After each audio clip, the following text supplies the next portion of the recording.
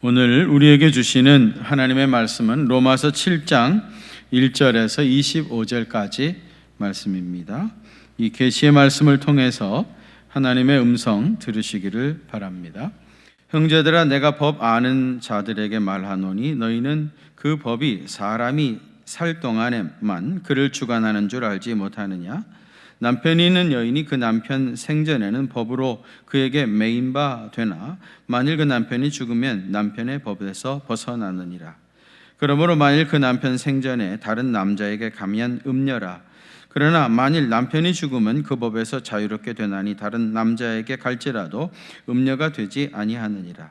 그러므로 내 형제들아, 너희도 그리스도의 몸으로 말미암아 율법에 대하여 죽임을 당하였으니 이는 다른이 곧 죽은 자 가운데서 살아나신 이에게 가서 우리가 하나님을 위하여 열매를 맺게 하려 함이라. 우리가 육신에 있을 때에는 율법으로 말미암는 죄의 정욕이 우리 지체 중에 역사하여 우리로 사망을 위하여 열매를 맺게 하였더니 이제는 우리가 얽매였던 것에 대하여 죽었으므로 율법에서 벗어났으니 이러므로 우리가 영의 새로운 것으로 섬길 것이요 율법 조문에 묶은 것으로 아니할지라. 그런즉 우리가 무슨 말을 하리요? 율법이 죄냐? 그럴 수 없느니라. 율법으로 말미암지 않고는 내가 죄를 알지 못하였으니 곧 율법이 탐내지 말라 하지 아니하였더라면 내가 탐심을 알지 못하였으리라.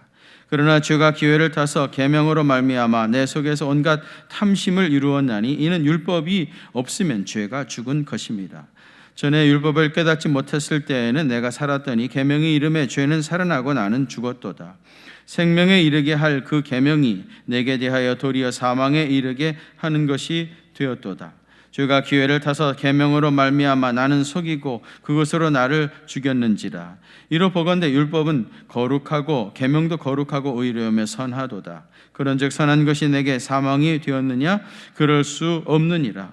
오직 죄가 죄로 드러나기 위하여 선한 그것으로 말미암아 나를 죽게 만들었으니 이는 계명으로 말미암아 죄로 심히 죄되게 하려 함이라. 우리가 율법은 신령한 줄 알거니와 나는 육신에 속하여 죄 아래 팔렸도다. 내가 행하는 것을 내가 알지 못하노니 곧 내가 원하는 것은 행하지 아니하고 도리어 미워하는 것을 행함이라. 만일 내가 원하지 아니하는 그것을 행하면 내가 이로써 율법이 선한 것을 시인하노니 이제는 그것을 행하는 자가 내가 아니요 내 속에 거하는 죄니라. 내 속 곧 내 육신에 선한 것이 거하지 아니하는 줄을 아노니 원함은 내게 있으나 선을 행하는 것은 없노라. 내가 원하는 바 선은 행하지 아니하고 도리어 원하지 아니하는 바 악을 행하는도다. 만일 내가 원하지 아니하는 그것을 하면 이를 행하는 자는 내가 아니요 내 속에 거하는 죄니라. 그러므로 내가 한 법을 깨달았노니 곧 선을 행하기를 원하는 나에게 악이 함께 있는 것이로다. 내 속 사람으로는 하나님의 법을 즐거워하되 내 지체 속에서 한 다른 법이 내 마음의 법과 싸워 내 지체 속에 있는 죄의 법으로 나를 사로잡는 것을 보는도다. 오호라, 나는 곤고한 사람이로다. 이 사망의 몸에서 누가 나를 건져내랴. 우리 주 예수 그리스도로 말미암아 하나님께 감사하리로다. 그런즉 내 자신이 마음으로는 하나님의 법을 육신으로는 죄의 법을 섬기노라. 아멘. 스코틀랜드의 소설가죠 스티븐슨이 쓴 지킬 박사와 하이드라고 하는 소설 이야기, 어린 아이들도 굉장히 잘 아는 그런 이야기입니다.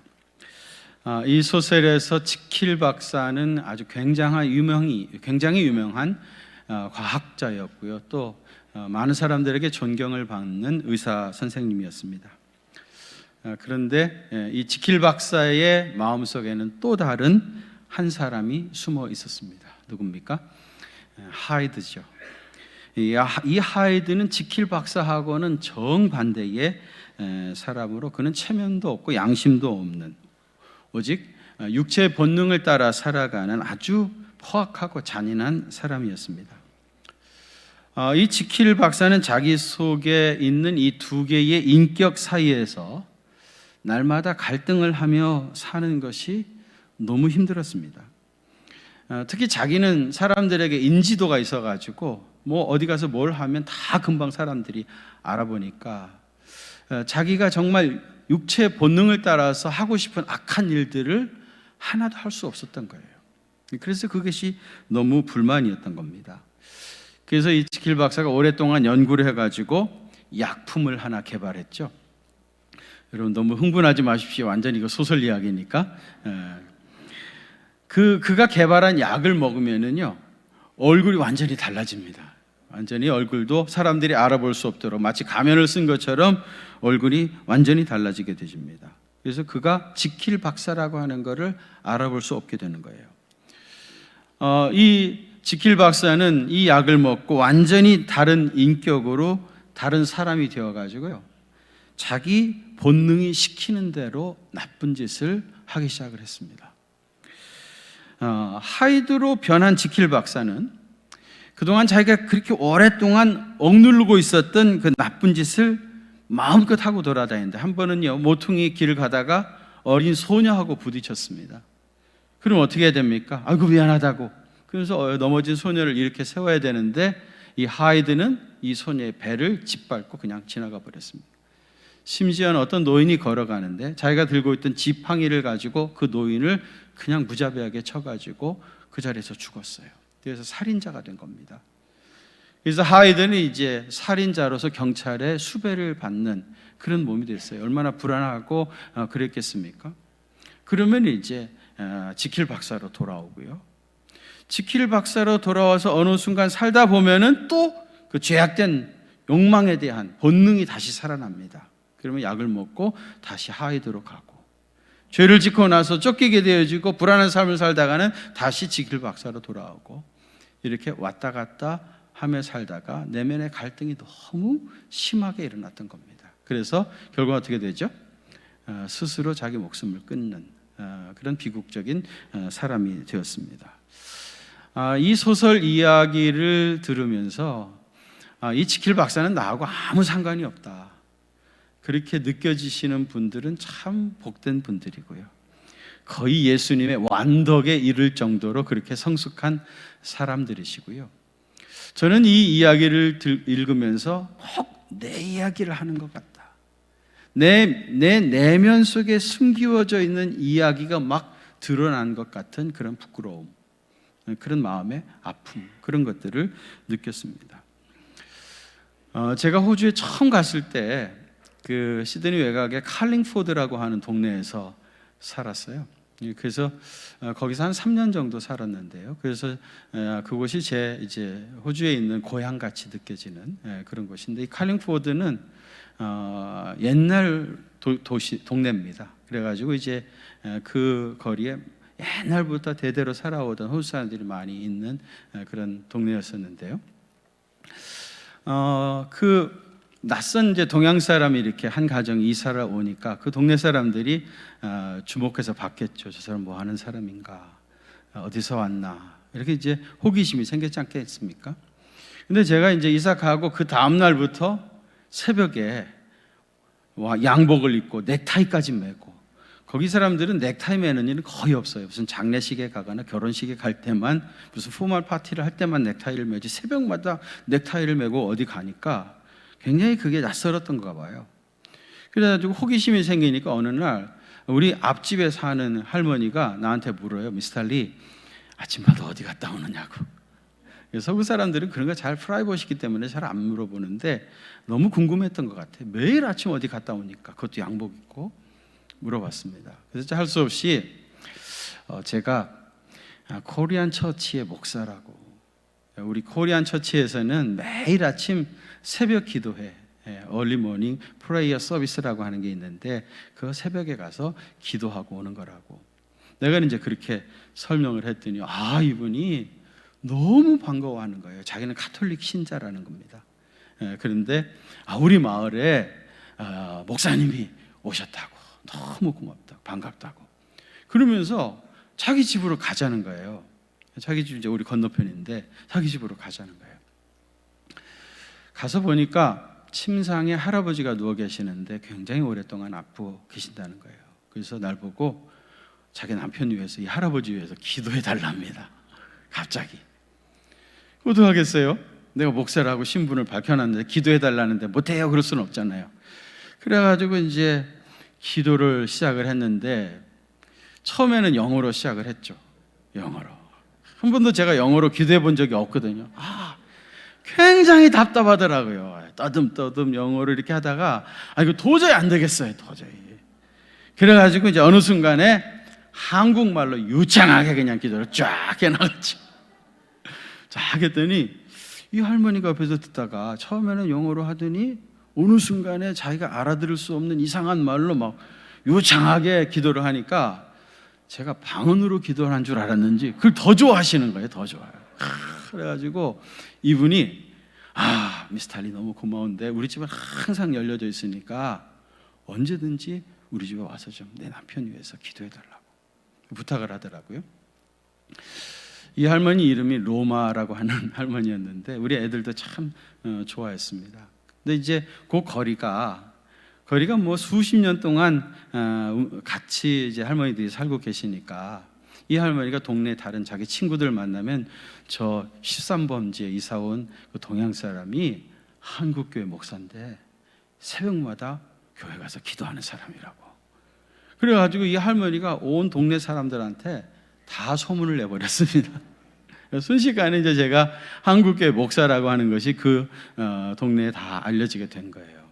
뭐 제가 목사라고 하는 제 신분이 알려진 게 된 게 뭐 큰 문제는 아닌데, 그런데 이제 살다 보니까 불편할 때가 있더라고요.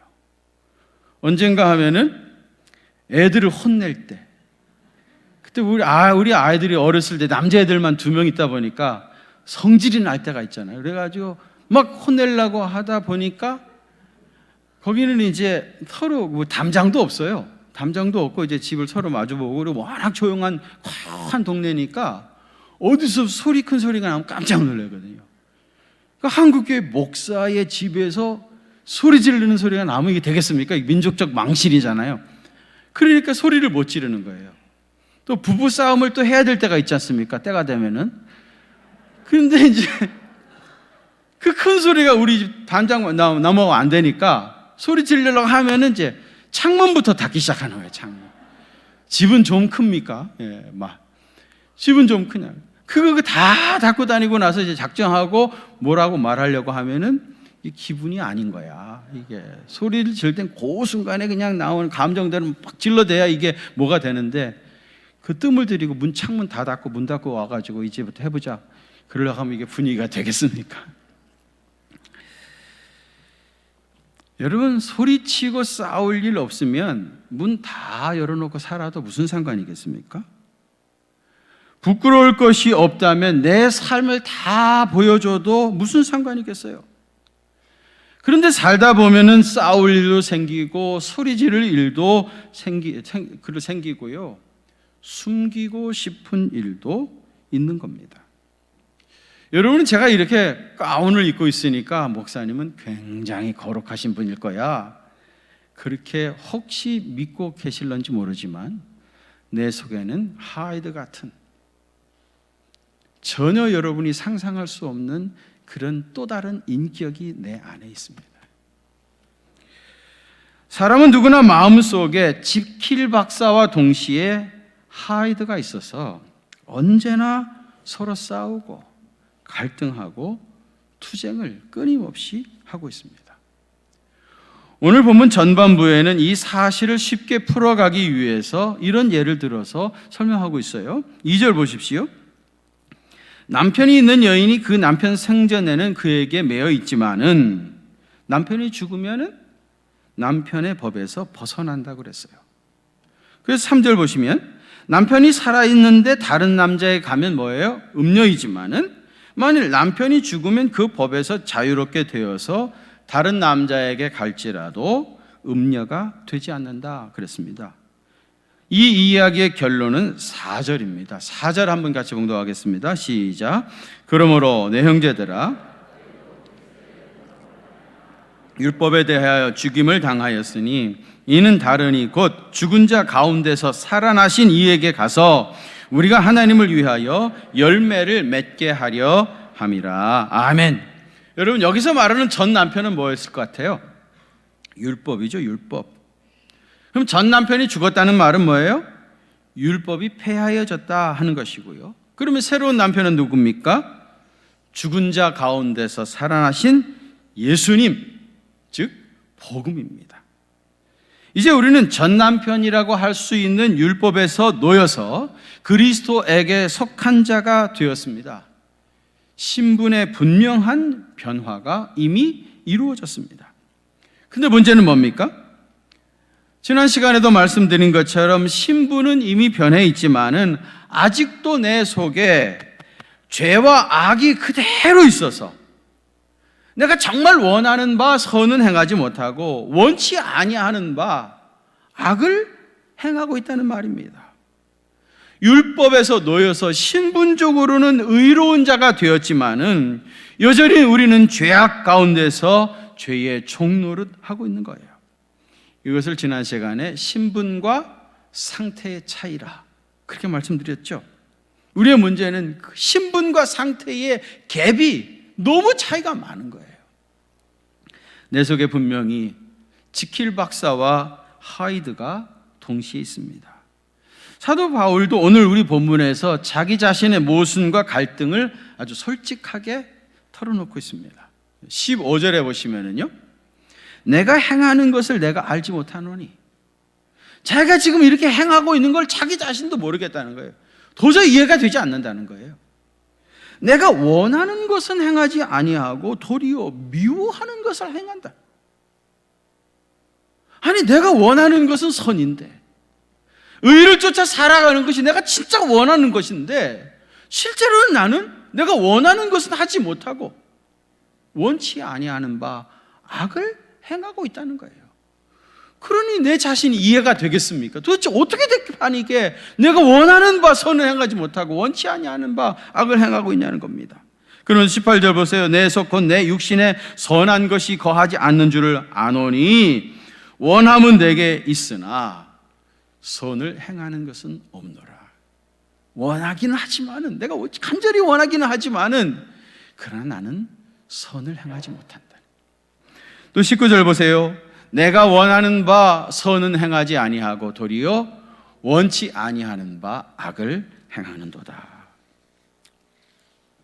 사실 누가 억지로 시키는 것도 아니고요, 무슨 피치 못할 사정이 있었던 것도 아닙니다. 그럼에도 불구하고 자기 자신이 원하지 않는 그런 삶을 살고 있었던 겁니다. 바울은 이런 자기 자신의 내면의 상태를 자기 자신도 이해할 수 없었어요. 그래서 오늘 보면 15절에 내가 행하는 것을 내가 알지 못하노니 그렇게 고백합니다. 자기 자신을 어떻게 설명할 수도 이해할 수도 없다는 말입니다. 왜 자기 자신이 그렇게 하고 있는지 알 수도 없고 설명할 길도 없지만은 분명한 것은 내 속에 또 다른 내가 있다는 것을 깨닫게 된 겁니다. 그래서 21절에 보시면 그러므로 내가 한 법을 깨달았노니 곧 선을 행하기 원하는 나에게 악이 함께 있다. 악이 동시에 내 속에 함께 있다는 겁니다. 또 22절을 보시고요, 내 속사람은 하나님의 법을 즐거워하되, 분명히 내 속사람은 하나님의 법대로 살고 의를 따라 살고 원하는 바 선을 행하며 살고 싶은 것이 분명합니다. 내 속사람은 하나님의 법을 즐거워하되, 23절이죠, 내 지체 속에는 또 다른 법이 내 마음의 법과 싸워서 내 지체 속에 있는 죄의 법으로 나를 사로잡는 것을 보는도다. 지체에 또 다른 인격이 있다는 겁니다. 또 다른 사람이 있다는 거예요. 죄악으로 나를 사로잡는 그런 악한 세력이 내 속에 있다는 겁니다. 한 지붕 밑에서 도저히 같이 살 수 없는 두 사람의 인격이 한 사람 안에 공존하고 있다는 것을 깨닫게 된 거예요. 괴테도 이런 고백을 했습니다. 내 가슴 속에는 두 영이 있다. 두 가지 영이 있다는 거예요. 이 두 영이 우리 속에서도 무서운 갈등을 하고 있습니다. 지킬 박사와 하이드 같이 너무 다른 두 개의 인격이 내 안에서 심한 갈등을 하고 있어요. 여러분, 심리학자들은요, 속 사람하고 겉 사람이 너무 많이 다르면 정신 분열을 일으킬 수 있다, 그렇게 경고를 합니다. 그래서 적당히 솔직하게 살고 자기 감정에 충실할 필요도 있다. 그래야 정신적으로 건강하다는 거예요. 너무 체면이라고 하는 가면을 쓰고 그저 거룩한 척, 나는 죄를 전혀 안 짓는 것처럼, 자기는 죄하고 아무 상관이 없는 것처럼 너무 포장을 하고 너무 위선적으로 자기 자신을 가식적으로 꾸미게 되어지면은 자기 자신의 실체와 속 사람 사이에 너무 갭이 커져가지고 그게 문제를 만드는데, 이것이 잘못되어지면 다중인격, 멀티플 퍼스널리티라고 하는 무서운 질병에 빠질 수 있다는 겁니다. 이 다중인격이라고 하는 게 뭐냐면요, 주로 여성들에게 더 많이 나타난다고 하는데요, 아주 어렸을 때에 무슨 학대를 지속적으로 받았다거나 아니면 성폭행을 당했다거나 그랬을 때 이걸 적절하게 심리치료를 통해 가지고 이걸 잘 회복을 했어야 되는데 회복하지 못하고 그냥 그대로 방치한 겁니다. 시간이 오래 지났으니까 다 없어질 줄 알았는데 그렇지 않습니다. 이게 그대로 잠재 의식 속에 억눌려 있다가 어느 순간에 정신적인 자극을 강하게 받게 되어지면은 마치 용암이 폭발하듯이 이게 폭발해 버리는 겁니다. 그러면 어떻게 되느냐? 실제로 얼굴이 완전히 다른 사람으로 변해버려요. 다중인격이라는 그렇습니다. 마치 새로운 가면을 쓰는 것처럼 얼굴이 다른 사람으로 바뀌어버리고 심지어 목소리도 달라집니다. 이렇게 되지면은 우리 교회에서는 뭐라고 그러죠? 귀신 들렸다 그러죠. 그래가지고 붙잡아다 놓고 귀신아 물러가라, 귀신아 물러가라 그러는데요, 이게 심리학자들은 다중인격이라고 하는 겁니다. 정신질환 중에 하나입니다. 그러다가 어느 순간이 지나면 이게 용암이 폭발했다가 얼마 지나면은 다시 돌아오게 되어져요. 그러니까 여러분, 우리 속에 있는 이 이중성은 반드시 해결하고 넘어가야 할 문제지 그냥 놔두면은 안 되는 문제입니다. 오늘 우리 본문은 우리 속에 있는 이 뿌리 깊은 이중성의 문제를 해결할 수 있는 결정적인 실마리를 제공하고 있습니다. 여러분 기대가 되지 않습니까? 별로 아멘하는 분이 많지 않은 거 보니까 나는 이미 다 내 속에는 그리스도의 완덕이 이루어졌는데 내 안에는 그런 거 없어요. 목사님은 그런지 모르지만은 우리는 안 그래요. 다 그런 분들만 모였는지 모르겠습니다만은 내 속에 있는 이중성을 극복할 수 있는 해결의 실마리를 제공하고 있어요. 우선요, 내 자신의 힘으로는 불가능하다. 그걸 인정을 해야 돼요. 오늘 보면 24절 한번 같이 보도록 하겠습니다. 24절 시작. 오호라, 나는 곤고한 사람이로다. 누가 나를 건져내랴. 아멘. 오호라, 나는 곤고한 사람이로다. 내 자신의 내면의 모습을 보니까 정말 나는 곤고한 영혼이다. 내 스스로 내 힘대로 내가 원하는 것은 행하지 못하고 원치 아니하는 바 죄악에 끌려다니는 이러한 정말 어찌할 수 없는 영혼이다. 이 사망의 몸에서 누가 나를 건져내랴. 도대체 누가 나를 이 사망의 몸에서 건져낼 수 있습니까? 자기 자신에 대한 이러한 탄식, 이러한 절규, 이것이 필요합니다. 사망의 몸에서 누가 나를 건져내랴 그랬는데요, 이 사망의 몸이라고 하는 말의 의미를 정확하게 이해해야 그 뜻이 드러나게 되어져요.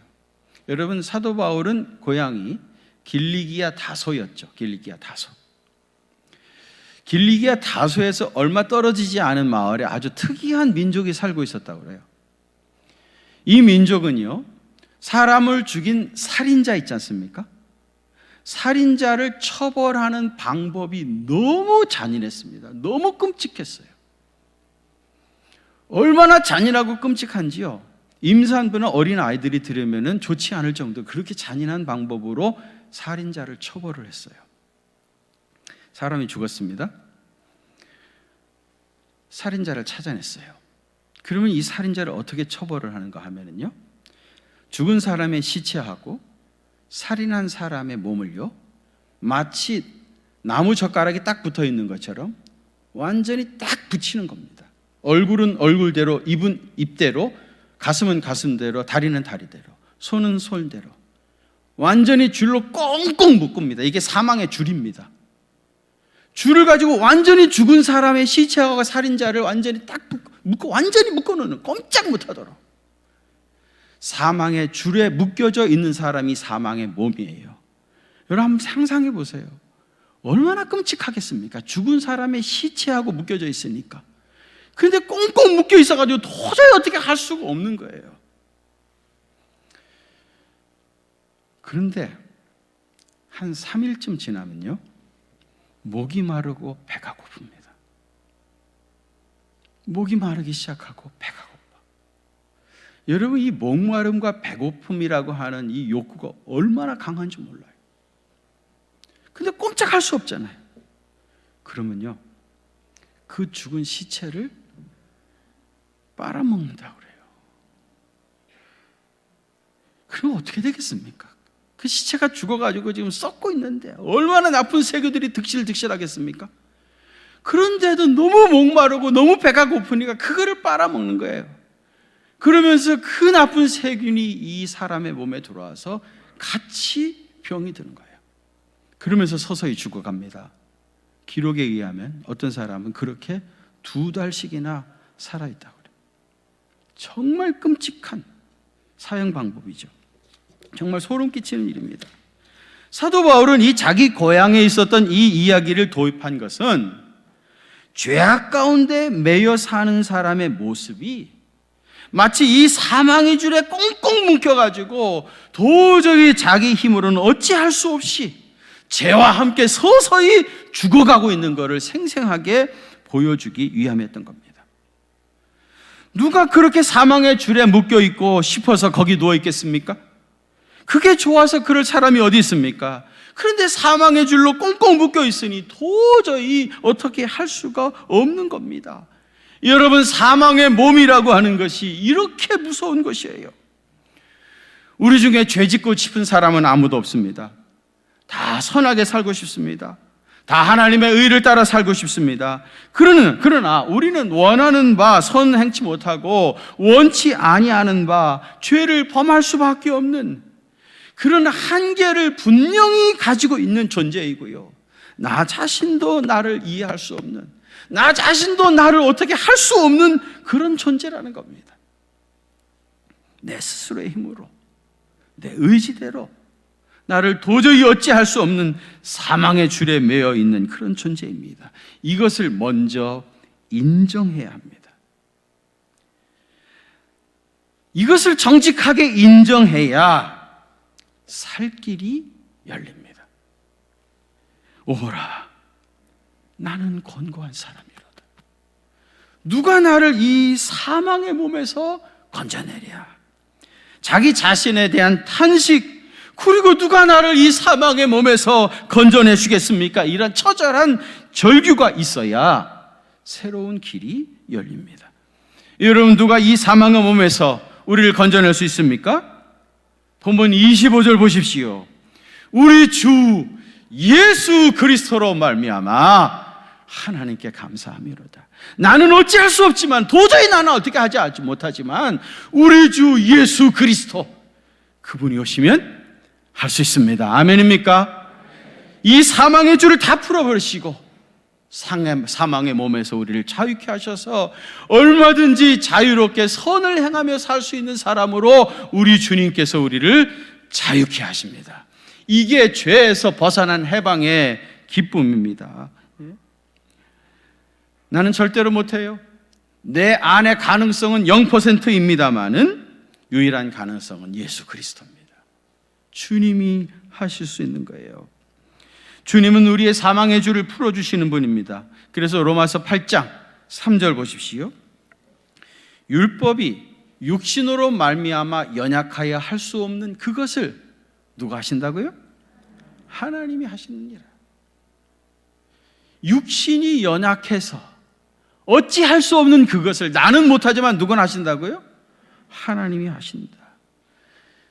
로마서 8장 2절, 이게 여러분 로마서의 총 요절이고 결론입니다. 가장 중요한 요절입니다. 한번 같이 공독하겠습니다. 시작.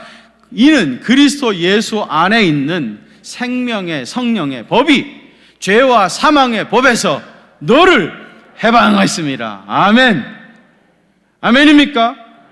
이는 그리스도 예수 안에 있는 생명의 성령의 법이, 지금까지는 우리가 죄악과 사망의 법에 매여 있었는데 예수 안에 있는 생명의 성령의 법이 죄와 사망의 법에서 너를 해방하였습니다. 할렐루야. 여러분을 자유케 하신 겁니다. 사망의 줄을 다 풀어주시고 그리고 해방의 기쁨을 우리에게 주신 겁니다.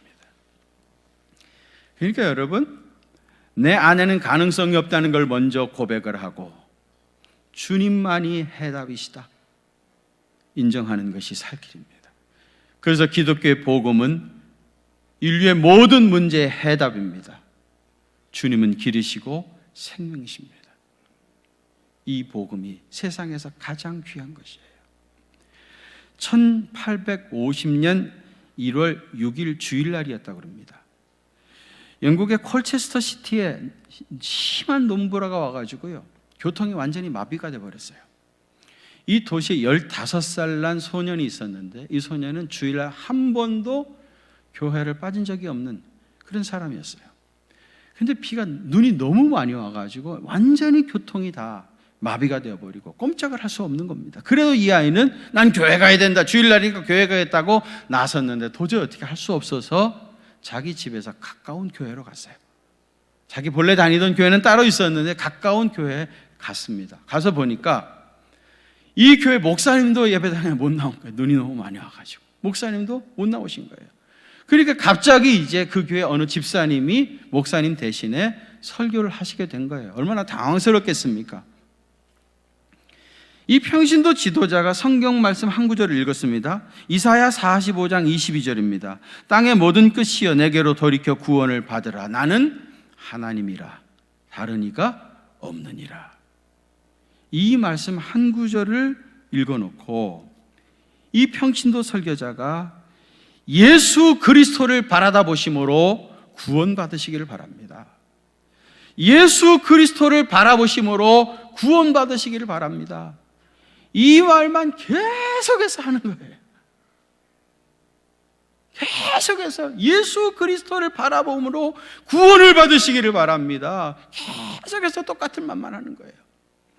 이 소년이 너무 똑같은 말을 계속 반복하니까 들으면서 곰곰이 이런 생각이 들었답니다. 나는 과연 예수 그리스도를 바라보았는가? 나는 예수님을 바라봄으로 구원의 확신을 가지고 있는가? 이런 고민에 빠져들기 시작했습니다. 근데 바로 그때 설교자가요, 이 소년을 가리키면서 젊은이여, 그대는 지금 몹시 피곤해 보입니다. 예수 그리스도를 바라보시길 바랍니다. 예수 그리스도를 바라보지 아니하면 당신은 피곤한 채로 살다가 피곤한 채로 인생을 마칠 수밖에 없을 겁니다. 예수님을 바라보십시오. 예수님을 바라보십시오. 보십시오. 예수님을 바라보십시오 하면서 이 소년에게 설교를 한 겁니다. 이 한마디 말이 잠자던 소년의 심령을 완전히 일깨웠다고 그래요. 그래서 이 소년이 이날 이후 일평생 예수 그리스도만 바라다 보면서 인생을 살게 되어집니다. 여러분, 이 소년이 누군지 아십니까? 영국의 가장 유명한 설교자 스펄전 목사입니다. 제가 굉장히 존경하는 인물, 스펄전 목사님이셔요. 뒤에 이 스펄전 목사님이 이날 있었던 일을 이렇게 회고했습니다. 그때 나는 예수 그리스도를 바라보았습니다. 그 순간 나를 뒤엎고 있던 모든 어둠의 그림자가 사라지고 내 평생 처음으로 찬란한 태양을 바라볼 수가 있었습니다. 여러분, 예수 그리스도를 바라보심으로 주님의 눈과 마주치게 되어지면 주님이 주시는 찬란한 태양이 우리 심령을 환하게 비추기 시작할 겁니다. 여러분, 우리 속에 지킬 박사와 하이드가 있지 않습니까? 여러분, 이 문제, 이 영원한 갈등, 끝이 없는 싸움, 내 안에서 속사람과 우리의 사람이 이 겉사람이 싸우는 이 영원한 갈등을 해결하시려면 먼저 나는 할 수 없다는 것을 정직하게 인정해야 됩니다. 안 그런 척 그러지 마시고요. 나는 할 수 없습니다. 오호라, 나는 권고한 사람이로다. 누가 나를 이 사망의 몸에서 건져내랴. 자기 자신을 향한 탄식이 필요합니다. 인정해야 됩니다. 그리고 어떻게 해야 됩니까? 예수 그리스도를 바라봐야 됩니다. 예수 그리스도와 시선이 마주쳐야 됩니다. 일평생 주님과의 마주친 눈이 흔들리지 않아요. 이 초점이 흔들리지 않아야 됩니다.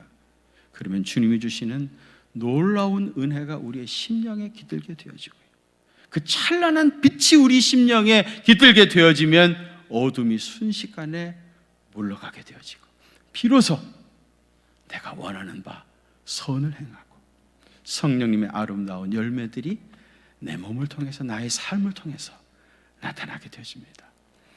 그런 은혜가 임하게 되시기를 주님의 이름으로 축원합니다. 하나님 아버지, 사실 우리는 거룩한 척도 많이 하고 사실은 쇼도 많이 했습니다.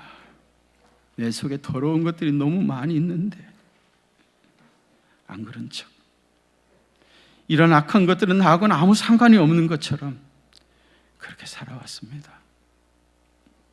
그래서 내가 정말 원하는 것은 선을 행하는 것인데 원하는 바 선은 행하지 못하고 계속해서 원하지도 않는 악을 행하면서 우리는 어둠에 짓눌려 살아왔습니다. 그런 우리들에게 주님께서 오늘 귀한 말씀, 생명의 말씀 주시니 정말 감사드립니다.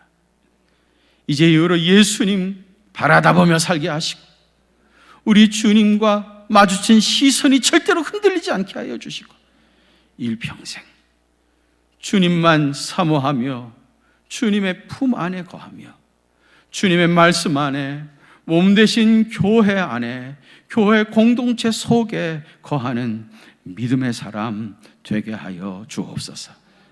그래서 우리의 삶을 통해서, 우리 인격을 통해서 성령님의 아름다운 열매들이 주렁주렁 맺히게 되어지는 놀라운 은혜가 임하게 해 주옵소서. 이제는 우리 구주 예수 그리스도의 그 크신 은혜와 하나님 우리 아버지의 무한하신 사랑하심과 성령님의 위로하심과 교통하심이 우리 경기중앙교회 사랑하는 성도들과 또 저들의 가정과 그 생업의 현장들 위에 이제로부터 영원토록 함께 계시옵기를 간절히 축원하옵나이다. 아멘.